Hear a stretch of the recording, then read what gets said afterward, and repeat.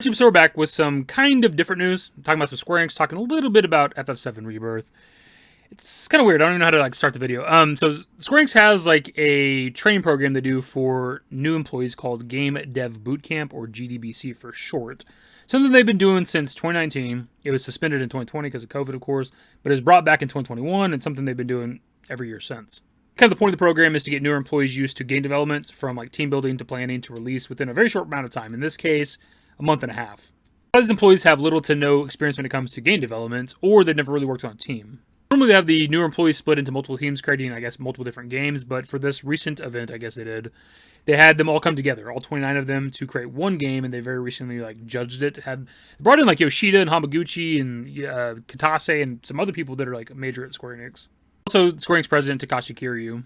Now, the game itself doesn't necessarily matter. I mean, the concept of all this is really interesting, getting a team together, and what kind of game can you create in a month and a half. That's pretty cool. It's interesting.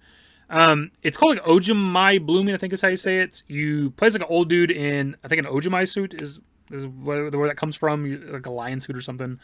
As you move around the map, you create a flower path, and if you surround enemies with that flower path, they turn into a ball. You hit the ball, it bounces around. It creates flowers as they bounce. That's kind of the concept of the game. That's really it. They do have a few pictures of the game on the 4Gamer article, so you can kind of get an idea of what the game looks like. There are no plans to release the game publicly, of course, because this is just a testing thing. Which I totally get, but also, at the same time, why not? Even if you just put it out there for free, just to, get the reception of people, get other people's opinions on this. Even though it's just, a little quick project thing. Or put it out there and sell it for, $1 or something, right? Why not? What better way to test your new employees than have them create a game really quickly and then just get, public feedback on it? I'd give them $1 for that game. And this isn't the most, interesting thing from the article for me to talk about, but I do think what they're doing is pretty cool. And they do actually review it, and it seems like the game went over pretty well with everybody there. They did have some criticisms, namely the fact that why do you play as an old man? It seemed to be that they did that because most protagonists in Square Enix games are attractive men and women and stuff, so they went for something a little different, an old man. But I think it was Yoshi P, who was well, then what's the point of it being an old man, but you put him in a suit? You don't even see the fact that he's an old man. And nothing within the gameplay reflects you being an old man. You don't get tired or winded or blurry vision or something like that to kind of make it a reason why you're an old dude. It's kind of what they were focused on for the most part. Now, anyways, after the section where they talk about the GDBC and that game, they do an interview with the general manager of Square Enix HR, Takeshi Matsuoka, and the HR department oversees the GDBC. Now, the majority of the interview is just kind of a generic interview about, ask the Q&A shit you'd expect in this kind of an interview. But there's one section that's a little bit interesting because it talks about Rebirth and about some sort of kind of secret conversation they had. So 4Gamer asks, do you have training for other employees, not just new employees? To which Matsuoka says, we've been holding development knowledge studies sessions for all employees since 2022. This is an effort to horizontally deploy and share the technologies and know-how accumulated in each department and project across the company. Specifically, we hold level-specific seminars on standard tools such as Unreal Engine, Houdini, Unity, and Maya, as well as lectures and talks every month on topics such as art anatomy, compositing, costume design, and project management knowledge sharing. Also, the other day, Yasuke Saito and director Hamaguchi held a discussion on the development of Final Fantasy VII Rebirth, which was attended by just under 300 employees, included behind-the-scenes stories that could never be shared outside the company.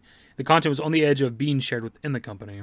Now, we're obviously using some auto-translate with this, so it's not 100% accurate, potentially, but I think that last bit, and I could be wrong on this, is trying to say that it's that it was on the edge of not being shared within the company, as in they almost didn't talk to, other people about it. I could be wrong there, I don't entirely know, because otherwise that last sentence is kind of weird. Regardless, there was a discussion about Rebirth's development that was talked about with some Square Enix employees, a lot of them, almost 300, that they can't talk about outside of the company for some reason. Now, I wonder what that is. That by itself is just conceptually interesting. What is so good or bad or whatever about that specific subject they talked about that they just can't publicly talk about it? 4Gamer further goes on to say, I really want to hear about that. Matsuoka says, we don't even have any internal archive footage, so that's not possible. Anyway, the development knowledge study session is an effort to remove the walls that have existed between internal projects and departments and to horizontally deploy all technologies and know-how across the entire company. So whatever this conversation was that Hamaguchi and Saito had with the almost 300 employees the other day wasn't even recorded, so they don't even have footage of it to show it if they wanted to, but you could still reiterate the information. If it was possible, if they were allowed to talk about it, you could. You don't have to have footage to show us. Just tell us what the fuck you talked about. This by itself, again, is pretty interesting. What is this secret information, this conversation that you'll have that you're not allowed to talk about? That by itself is, I think, by itself discussion worthy. But the only reason, any of us are even talking about this at all and anybody is really aware of this like interview is because Hamaguchi actually kind of addressed it a little bit.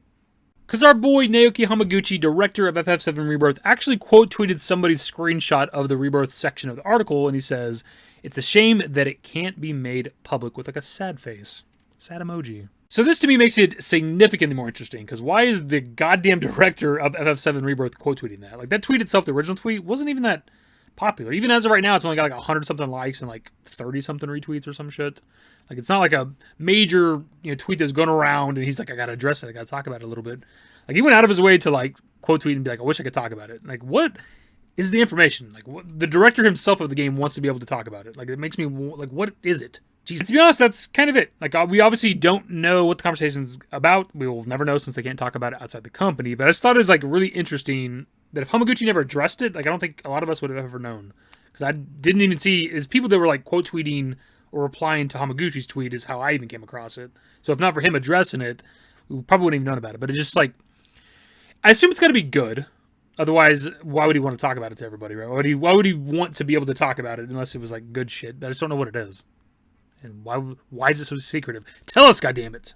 But of course, as usual, that's where I pass off to you guys. What are your thoughts on this? What do you think this is? What could it, I can't even begin to speculate because I can't think of anything that like needs to be secretive, other than maybe like behind the scenes like development shit, like secret shit that like it's their own thing.